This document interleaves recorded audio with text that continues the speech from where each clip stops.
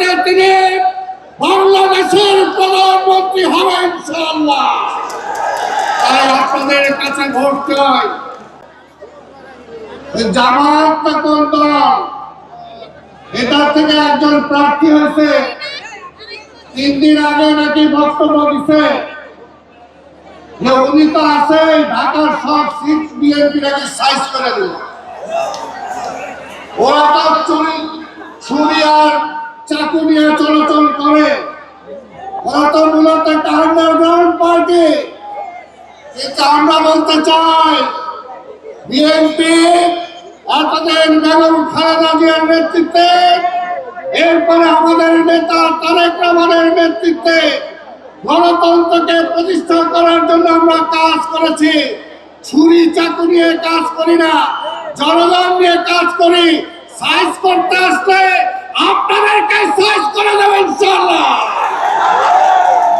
BNP এত ফেলনা party না।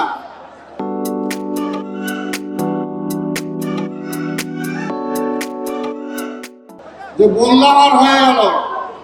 বিএনপির নেতা তারেক রহমান অনেক ধৈর্য ধরেছেন, আমাদেরকেও ধৈর্য করতে বলেছেন।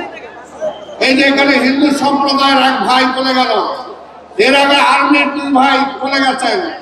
যে 5ই আগস্টের পরে আমাদের নেতা তারেক রহমান নির্দেশ দিয়েছিল গত 17 বছরে এই আওয়ামী লীগ, এই সন্ত্রাসীরা আমাদের অনেক চোর জুলুম করেছে, অনেক কিছু দখল করে নিয়েছে। তারপর নেতা নির্দেশ দিয়েছিল খবরদার কোথাও কোনো দখল করা যাবে না, কোনো অন্যায় কোনো কিছু করা যাবে না। তাই বাংলাদেশ শান্ত ছিল। বাংলাদেশ শান্ত ছিল।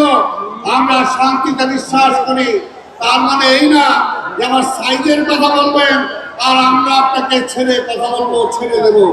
ওই অবস্থা এখনো আসে নাই।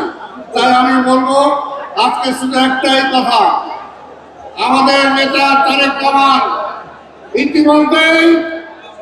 ইতিমধ্যেই তিনি প্রমাণ করেছেন যে তিনি শুধু বিএনপির নেতা না, তিনি বাংলাদেশের নেতা। ইনশাআল্লাহ আগামীতে এই অঞ্চল থেকে যদি আপনারা তাকে ভোট দিয়ে নির্বাচিত করেন, আগামীতে তিনি বাংলাদেশের প্রধানমন্ত্রী হবেন ইনশাআল্লাহ। তাই আপনাদের কাছে ভোট চাই। ভোট চাই সকলের, মা বোনদের, ভাই বোনদের, খালা খালুদের, মামা মামিদের, সবার ভোট চাই। একটাই কারণ, দেশটাকে রক্ষা করতে হবে, গণতন্ত্রকে রক্ষা করতে হবে। ওই ধর্ম নিয়ে যারা রাজনীতি করে তাদের হাত থেকে দেশটাকে বাঁচাতে হবে। সেই কারণে আমরা আমাদের নেতা তারেক রহমানের পক্ষে আপনার ভোট চাই। 12 তারিখ সকালবেলা আপনাকে সবাই ভোট সেন্টারে যাবেন আপনারা? রাজি আছেন সবাই? ইনশাআল্লাহ ভোট বিপ্লব ঘটাতে হবে। এই কথা বলে আগামীতে প্রতিটা দিন এখন থেকে ঘরে ঘরে গণসংযোগ করতে হবে। ঘরে ঘরে ভোট চাইতে যাবেন, গণসংযোগ করবেন, আমাদের নেতার পক্ষে কথা বলবেন। এই কয়টা দিন, যে কয়টা দিন আছে এই কয়টা দিন, এটাই আমাদের কাজ।